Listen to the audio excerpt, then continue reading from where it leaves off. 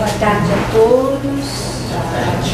Os meus irmãos e as minhas irmãs, hoje o nosso desejo é de paz, né? E que nós tenhamos uma tarde de muita reflexão e muita alegria. Muita reflexão, porque a gente não pode perder tempo, né? Não pode deixar de estudar, de refletir, porque senão a gente acaba não entendendo a vida. E muita alegria, porque também senão não vale a pena viver se a gente vive triste, né?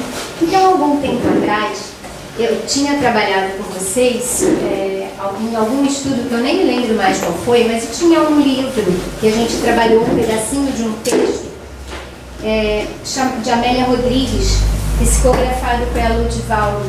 O livro é A Flores no Caminho. E eu trouxe novamente esse pedacinho desse texto porque ele é muito expressivo, né? Ele nos dá a chance de muitas reflexões devido à sua beleza e sua importância. Então eu quis trazê-lo e vocês também vão entender por quê, né, que a gente trouxe esse texto. A mulher é sempre mãe, abençoada pela maternidade, que é sempre dádiva do Pai. Um filho, em qualquer circunstância, é uma estrela na carne, com a oportunidade de espalhar claridade pelo caminho. Enquanto houver crianças e mães na terra, o amor divino estará cantando esperanças para a humanidade. Então, trazer essa fala de volta, como eu falei, é para a gente estar refletindo, mas sobretudo para a gente prestar hoje homenagem às mães, né? E uma fala do mestre, a gente não pode deixar passar tantos ensinamentos nessas 2, 3 frases. Vamos tentar extrair o máximo disso daqui hoje no nosso tempo. Então, a primeira reflexão que a gente vai falar... antes da gente refletir, eu queria pedir para vocês, como é uma homenagem às mães, né, que a gente foque todo o tempo nas nossas mães, né, refletindo na nossa relação com elas, mandando a nossa energia positiva para elas, mandando nossa gratidão para elas, né, e também aproveitando para refletir na nossa relação, quem tem já filhos, né, aproveitando para refletir na nossa relação com os nossos filhos, né? Que mães temos sido. E todo o tempo, conforme a gente vai puxando as reflexões, que vocês possam estar sintonizados, ligados na mãe de vocês. Que elas, mesmo que elas não estejam aqui, ou que elas estejam, onde quer que estejam, que a gente possa ficar sintonizada nelas, né? Então, a primeira reflexão é quanto à própria data, né?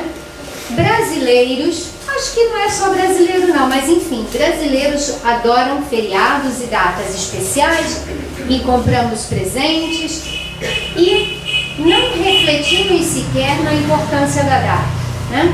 Natal, vai chegando o Natal, vou ganhar presente. Mas e aí, por que o Natal? Né? Ninguém lembra quem é o aniversariante. Dia das Mães, ninguém lembra, né? Só que Dia das Mães vai ter aquele almoção lá na casa da mãe. Isso só que a gente pensa.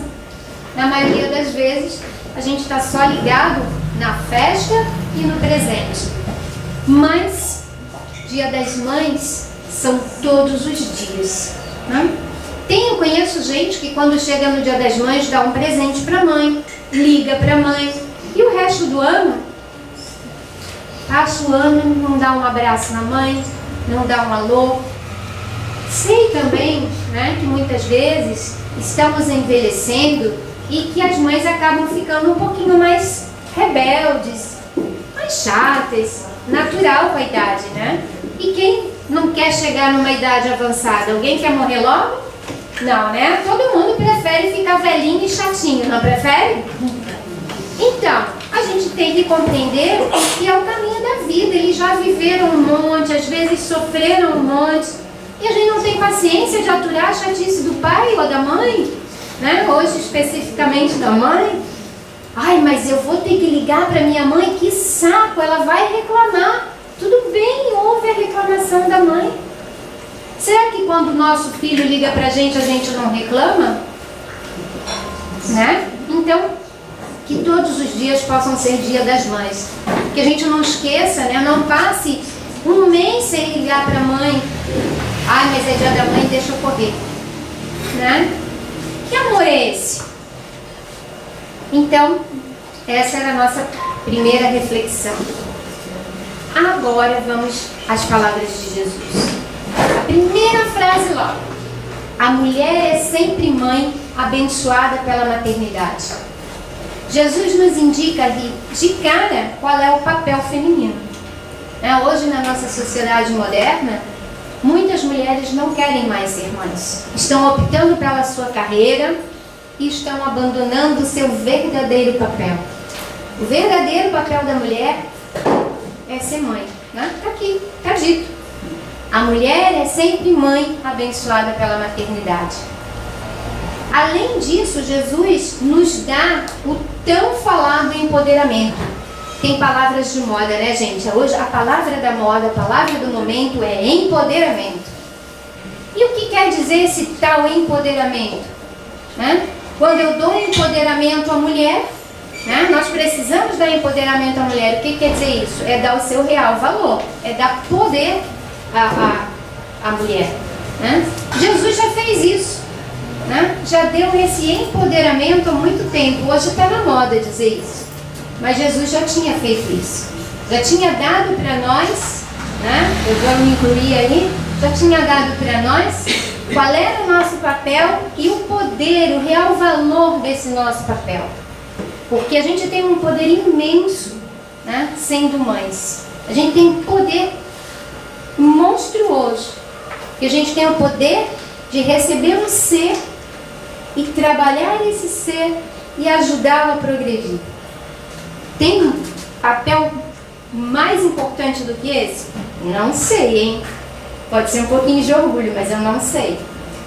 É lindo o papel materno. Vamos dar o real valor às mães. E por isso, volto a dizer, vamos dar o real valor à nossa mãe. Muitas vezes a gente reclama, porque a minha mãe me batia, minha mãe me obrigava a estudar. E se ela não fizesse isso? Será que a gente era o que a gente é hoje? Então, Jesus continua dizendo que a maternidade é dádiva abençoada e que é uma dádiva do Pai. Ora, é um presente que Deus então entrega às mulheres. É uma chance que Ele dá para nós, para que a gente seja co-criadora com Ele.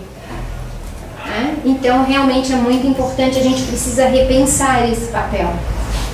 Principalmente aí para as jovenzinhas que ainda vão ter os seus filhotezinhos. E Jesus continua: um filho, em qualquer circunstância, pode se tornar claridade. Já pensou a gente pegar um espírito ainda rebelde e a gente conseguir, com o nosso carinho, com a nossa dedicação, com o nosso amor, transformar esse espírito numa estrela na carne, como Jesus coloca? Já pensaram? Que beleza? Que papel? E esse papel, então, eminentemente da mulher é educar, Educar sempre. Então Deus nos oferece a reencarnação para que a gente possa progredir. Vamos assim, vida a vida, nos desenvolvendo, até que a gente possa atingir a perfeição, que é o nosso grande objetivo.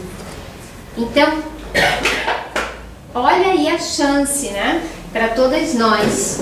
Quem ainda não teve filhos, não faça opção pela carreira, faça opção pelos filhos. Você vai ganhar muito mais. E aí, duas questões surgiram de toda essa conversa até aqui. Como é que eu posso renascer sem as mães? Como isso pode acontecer na natureza? Será que pode?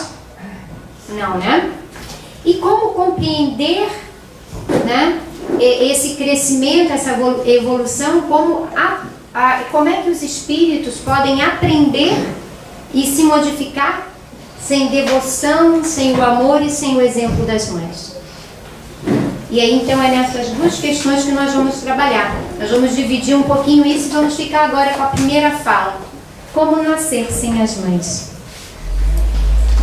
impossível porque à mulher foi dado um corpo especial, né? Só a mulher tem o útero, onde pode guardar e gestar aquele pequeno ser. Então, aqui a importância das mães, mais uma vez, né?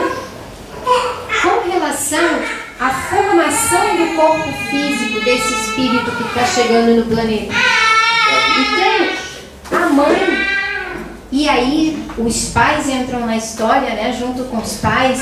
Não fiquem tristes, papais, porque vocês também têm participação, né? Então, aí juntamos o material genético das mães com o material genético dos pais, e aí tem a formação do novo corpo, né? É preciso, então, aquela história que a gente já sabe lá da escola, né? O espermatozoide mais o ovo para dar o óvulo, e aí esse óvulo começa a se dividir no útero materno, e as células vão crescendo até que aquele novo corpinho se forma. É o milagre da vida. O milagre realmente, que a gente pode dizer milagre. O milagre da vida. Né? Que é uma beleza, que é uma lindeza. Então nós devemos ser gratos aos nossos pais, tanto às nossas mães quanto aos nossos pais, né? Porque eles nos ofereceram esse corpo. E como reencarnar sem ter um corpo e sem ter uma mãe que guarde a gente os 9 meses em seu corpo, que dê parte, né, da sua vida, da sua energia para a nossa formação. Por isso que eu pedia para vocês que todo tempo estivessem mentalizando as mães de vocês, né? Que é uma bênção, uma oportunidade para as mães, mas para nós também, senão a gente não chegava no planeta, né? Então a maternidade é uma escolha pela vida, e é uma escolha muito difícil, é uma decisão bastante difícil e importante na vida de uma mulher, né? E ela deve ser feita com muita atenção, com muita responsabilidade, porque a partir do momento que você escolhe, né, pela vida que você opta em ser mãe, aí daí pra frente é pura abnegação. E a gente encontra milhões de textos lindos, né, de espíritos já mais evoluídos, falando sobre a maternidade. Meimei é craque em trazer textos sobre as mães, que a gente chega a chorar quando lê. Tá? Então, a gravidez, ela traz muitas dificuldades, muitas reações, vamos dizer assim, para a mulher, né? Reações físicas, emocionais, psicológicas. É o corpo que muda, a gente começa a engordar, a gente perde aquele corpício que a gente tinha quando era menininha, né? Que depois a gente mantém saudade, vê nas fotos, olha como eu era bonita. E a gente acontece, né? Fazer o quê? É da natureza. A gente tem que envelhecer, temos que lidar com isso. Mas na hora aquilo é muito complicado, né? Ver o corpo se transformar, e as questões hormonais, emocionais, olha, é muita coisa. Quem já teve seus filhos sabe como é que esse processo todo é complicado, né? Além disso, é necessário que a gente esteja preparado para abrir mão do que é pessoal. Minha mãe dizia, depois que a gente tem filho, a gente não tem mais nada, só o filho. Porque, principalmente menina, né? Porque aí a gente compra uma blusa, ai que linda mãe, me empresta. E quando a gente vê, a gente não tem mais. A gente vai abrir o armário e não acha mais a roupa que a gente comprou, né?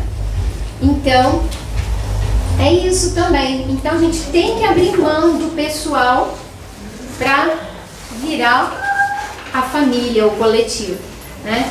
A gente vai ter que abrir mão dos nossos compromissos que a gente achava muito importante, mas como é que a gente pode avaliar, né? Muitas vezes esses compromissos que a gente achava importante de trabalho, isso e aquilo, será que eles eram tão importantes?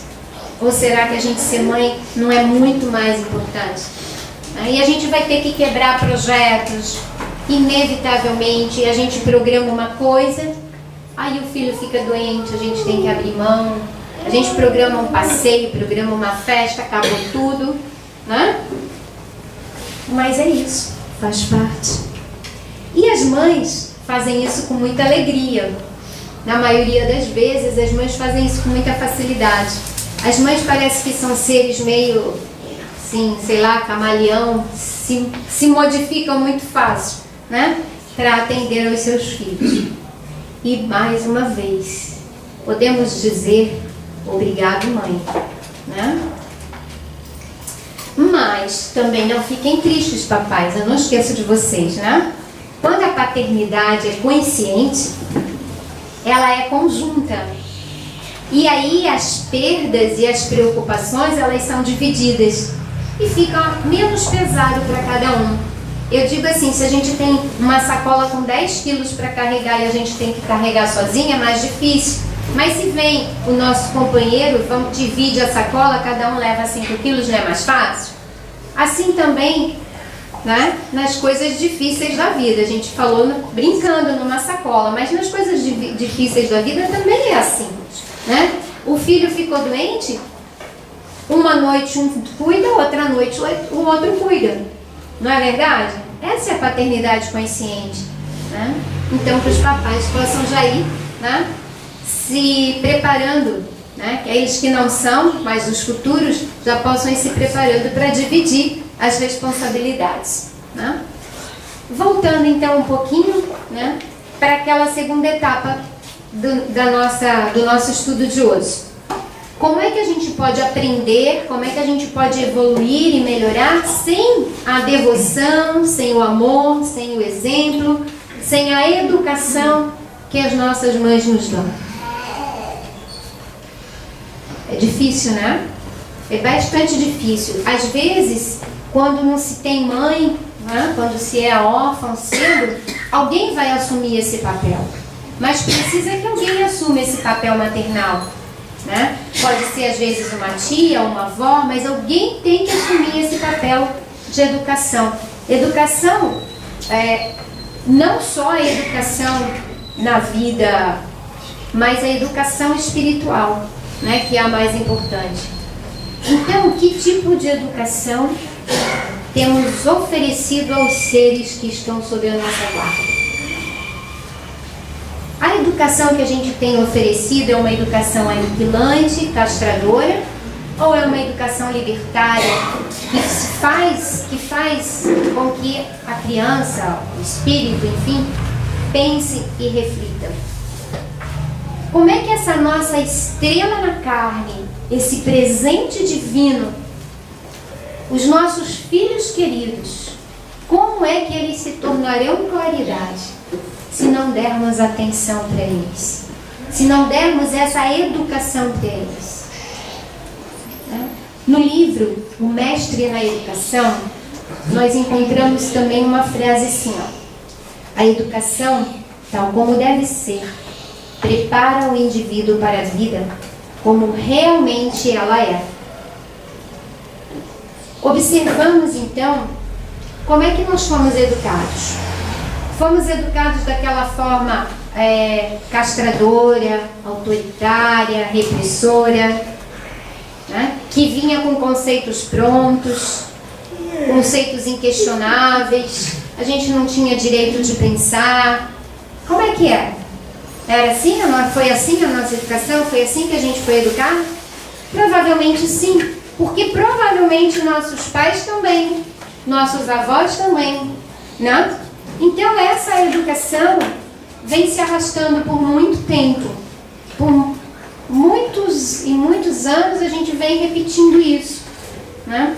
Dessa forma, o que a gente consegue? A gente impõe princípios, a gente faz uma educação impositiva, a gente impõe, a gente retira o direito, né, da criança pensar, a gente cria uma escravidão espiritual e a gente cria medos e inseguranças. E com isso a gente só propicia a dependência, aquele ser fica dependente de nós e propicia a mentira. E a gente muitas vezes toma essas atitudes sem pensar, porque a gente quer que aquele filho realmente fique dependente de nós pro resto da vida. Que se a gente ensinar o filho a pensar, se a gente ensinar o filho a ser dependente, ai, coitadinha de mim, ele vai me abandonar. Será? Se a gente ensina a criança a refletir, ela vai crescer. Ela não vai nos abandonar. Pode até ser que ela mude para outro país, que ela bata as asas. Mas ela vai ser feliz, ela vai construir a vida dela. E ela não vai esquecer da gente. Ela não vai ficar um ano sem ligar para a gente. Porque a vida dela foi construída em outras bases. Mas se a gente constrói, né, a educação dos nossos filhos com esse medo de perdê-los, com esse medo que na verdade é medo de ficar sozinho, a gente não dá independência para o filho. Se a gente constrói a vida desse espírito com conceitos prontos, jamais ele vai aprender a pensar. Ele vai continuar igual ao que ele veio no mundo. Porque ele não vai pensar. Ele vai agir por repetição. Né? E aí, como eu falei, propicia mentira. Por quê? A gente tem o hábito de dizer assim, ó, quando a gente faz essa educação bem repressora. Você não vai sair porque eu não quero, porque você é meu filho, você tem que me obedecer. Assim que a gente faz. Né? E aí? A gente bobeia, a gente vai dormir, ó, eles vão-se embora, voltam no outro dia, a gente acorda, eles estão ali deitadinhos, a gente nem sabe que eles passaram a noite na gandaia. Vocês já viram isso acontecer com algum filho? Como filho, será que vocês já fizeram isso? Né? A gente dá um jeito de falar uma mentira, a gente dá um jeito de escapulir. A gente vai burlar a situação. Não é verdade? Agora, a partir do momento que a gente conversa, que a gente explica e que a gente faz ver, é diferente, né? Eu me lembro aqui de uma história, eu estava conversando semana passada com uma pessoa e ela estava dizendo que a filha era vegetariana, que nunca tinha comido carne, né? E aí a filha chegou com 9 anos na época, ela estava na cozinha fazendo a comida, a filha chegou e disse que bem, né? 9 anos, mas já bem autoritária. Ô mãe, eu quero comer carne, eu quero provar carne. Então o que a mãe fez? Respirou, né? Olhou para ela e falou assim, olha, vai lá no quintal, vai lá buscar a Manu. A Manu era a cachorrinha. Mãe, eu tô dizendo que eu quero comer carne, o que você tá me mandando ir buscar a Manu? Vai lá buscar a Manu, nós vamos preparar a Manu para você comer. Como é que você quer a Manu? Fritinha? Ai, mãe, eca! Ah, então já sei, vamos fazer ela assim, toda fatiadinha, refogadinha. Mãe, eu disse que eu quero comer carne. Eca, não é a Manu? Não. Vamos fazer ela assada no forno inteira. Mãe, eca, Manu, não, mãe. É carne, não é a Manu. E ela foi então mostrando para a filha que qual era a diferença ela comer a Manu, a cachorrinha que estava no quintal, ou comer um cachorrinho da rua, ou comer uma vaquinha. Todos eram bichinhos iguais. Qual era a diferença? E assim ela foi conversando e foi explicando, e a filha desistiu de comer carne. Então, é o tempo e a paciência que a gente tem que ter para conversar e para explicar para os nossos filhos, que muitas vezes é mais fácil a gente dizer, não vai porque eu não quero. Não faça por isso ou por aquilo, e explicar e mostrar o certo e mostrar o errado, mostrar o bom, mostrar o ruim, dá trabalho, né? Então, muito mais facilmente a gente faz a educação castradora e limitante, aniquilante, né? Mas é aquilo que a gente estava falando, né? De modo geral, os nossos pais também foram educados assim, eles fizeram isso conosco. Só que o grande problema é que quase todos nós estamos repetindo isso, né? Eu sou, humildemente eu tenho que, né, dizer que eu fiz muito isso com os meus filhos, né? Que a maturidade vai chegando e a gente vai então aprendendo a lidar com algumas questões. Então daí eu queria que vocês escutassem um áudiozinho, não é muito longo, é bem pequenininho e é interessante. Vamos escutar esse áudio.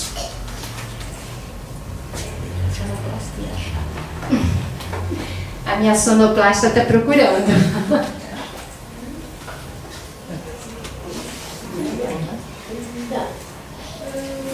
Enquanto isso, a gente vai refletindo, né, na nossa... Colocado da prova, Abel Mutai, que liderava em 2012, durante uma maratona na Espanha, Fernandes Anaya surpreendeu o público.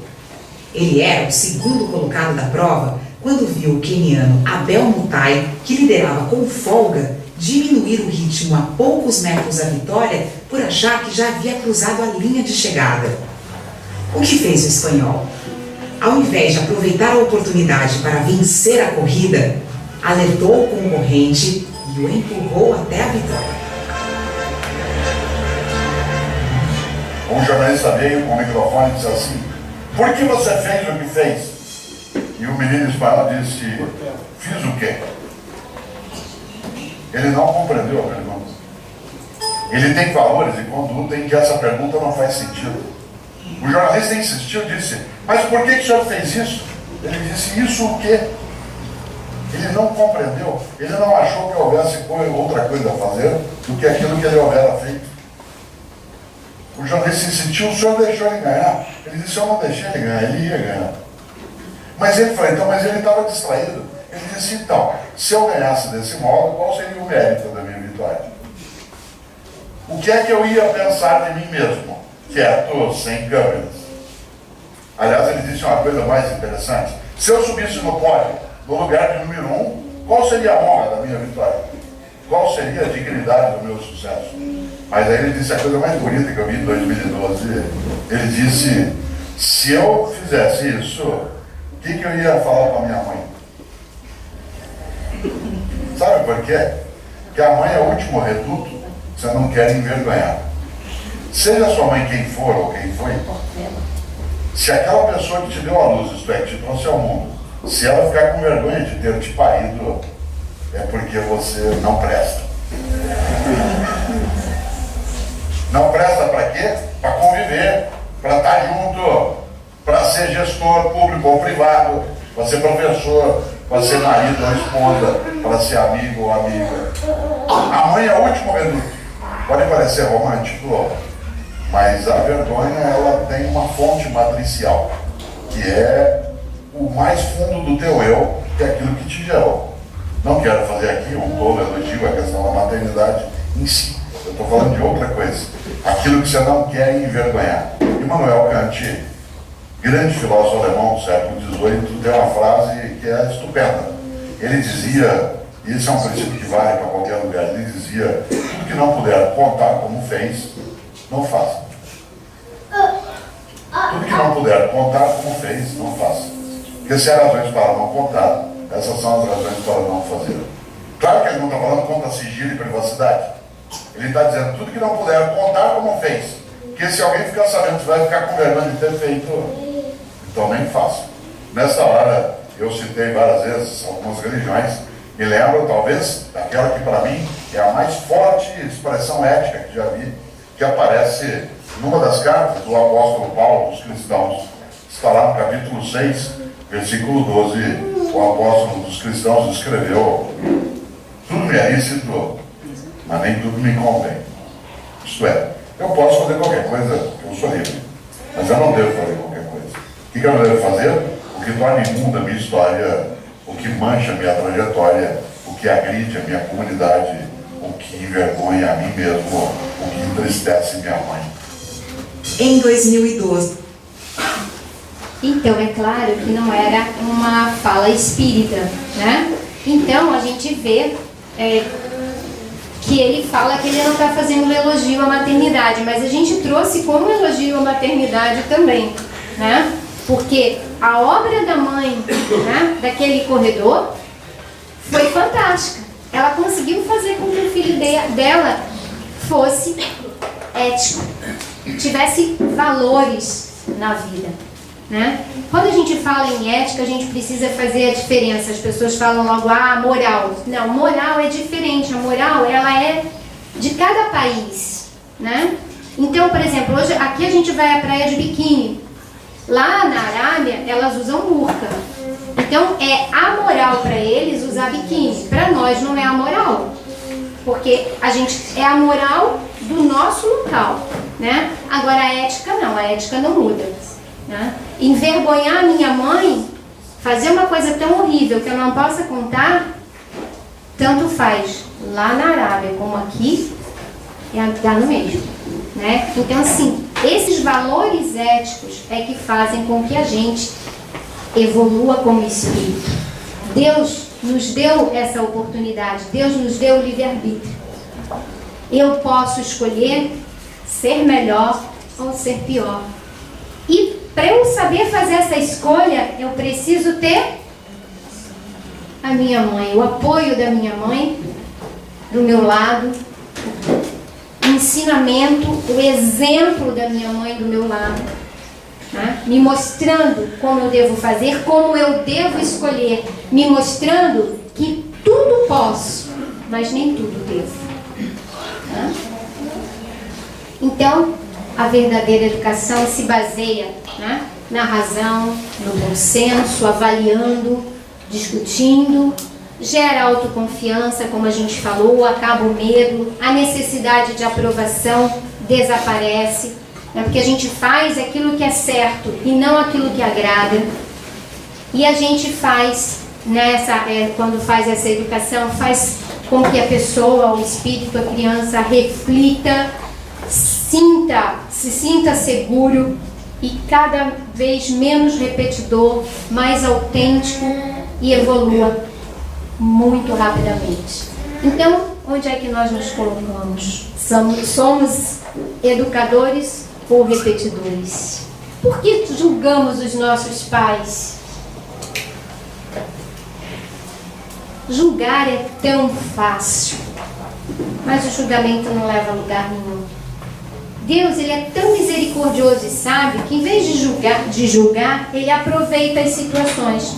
Então, educar é uma grande responsabilidade, ser mãe é uma grande responsabilidade, mas também é uma grande oportunidade, porque vai exigir a minha autoeducação. Quando eu melhorar, eu melhoro tudo à minha volta, principalmente o meu filho, que é o meu próximo mais próximo. Então, a autoeducação vai nos fazer olhar para nós, né? Refletir nas nossas dificuldades, reconhecer as nossas dificuldades, reconhecer aonde erramos e vai nos fazer melhor, a nós e novamente, né, a todos que estão à nossa volta. Julgar e reclamar, como eu falei, é muito fácil, mas que a gente pode, é como uma moeda, né? Tem dois lados. Que tal assim a gente dar um petelequinho nessa moeda e virar para o lado contrário? Que tal agradecer e modificar, transmutar, né? Então aqui também eu só quero mais rapidamente, porque ainda tenho umas coisinhas para falar para vocês, rapidamente eu quero ainda homenagear as mães adotivas. Essas são exemplos de abnegação assim realmente total, né? Porque recolhem um filho alheio para dar para eles essa chance de ser uma estrela na carne, a chance de evoluir, né? Então, para finalizar essa homenagem às mães, eu quero prestar a homenagem à mãe das mães, a mãe de todas as mães, a mãe de todas nós. Quando tudo estiver muito difícil, né, quando a gente estiver com muita dúvida, com muito medo, quando a gente pensar assim, meu Deus, se eu der liberdade para o meu filho, eu perco o meu filho, todas essas coisas, então que surjam esses medos, essas dúvidas, que a gente se apegue à Mãe Maria, a mãe das mães. Ela jamais prendeu Jesus na barra da sua saia, senão Jesus não teria sido aquilo que foi, né? Ela jamais interferiu no apostolado dele, no crescimento dele. Apesar que ele não precisava mais crescer, ele já tinha crescido, mas no caso, na missão dele, né? Então, ela não interferiu na missão dele. Ela deixou ele livre, apenas esteve ao seu lado, sempre o amparando, sempre, né, do lado dele, sempre cuidando dele. E que a gente possa, então, em cada dúvida, lembrar de olhar o exemplo da Mãe das Mães, né, de Maria, e que a gente possa orar para que ela nos ajude e nos cubra com seu manto de luz. Para finalizar, né, eu queria ler para vocês uma história que eu acho que é uma história poesia e que é mais uma homenagem às mães. Essa história está num livro chamado Se as Coisas Fossem Mães, da Silvia Ortoff. E é um livro infantil, pasmem, né? Que a gente sempre fala, livro infantil, livro de criança, né? Livro de criança tem muita coisa legal.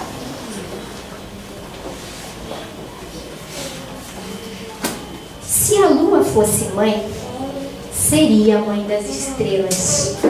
O céu seria sua casa, casa das estrelas belas.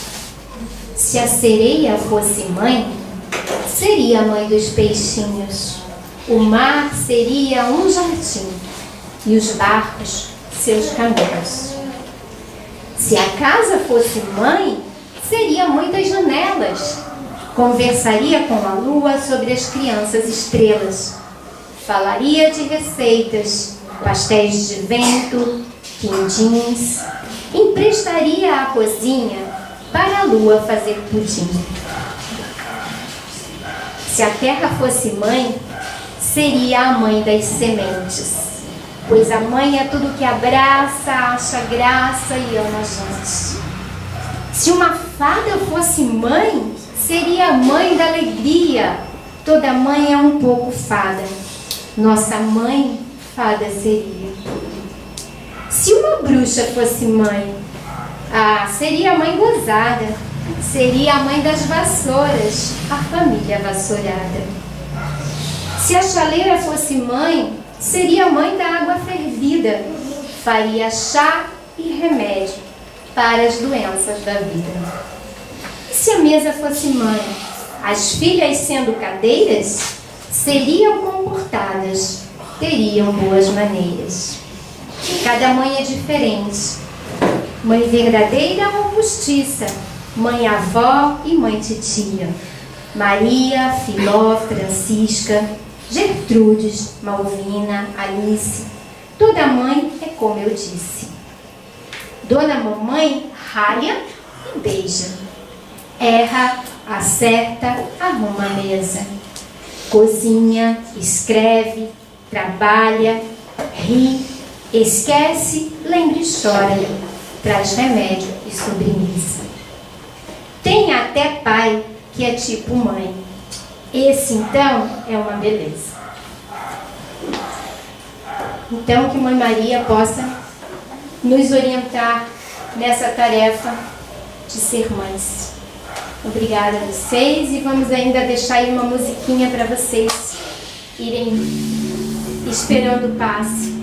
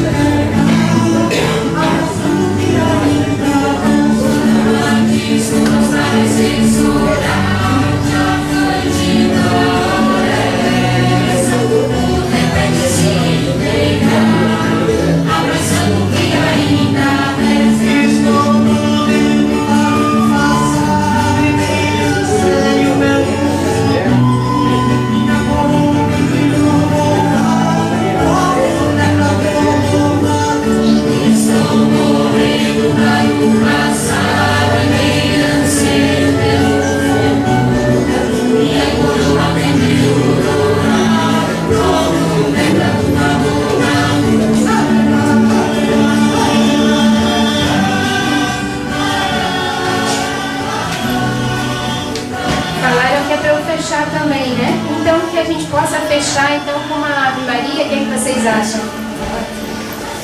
Vamos lá? Ave Maria, cheia de graça, o Senhor é convosco. Bendita sois vós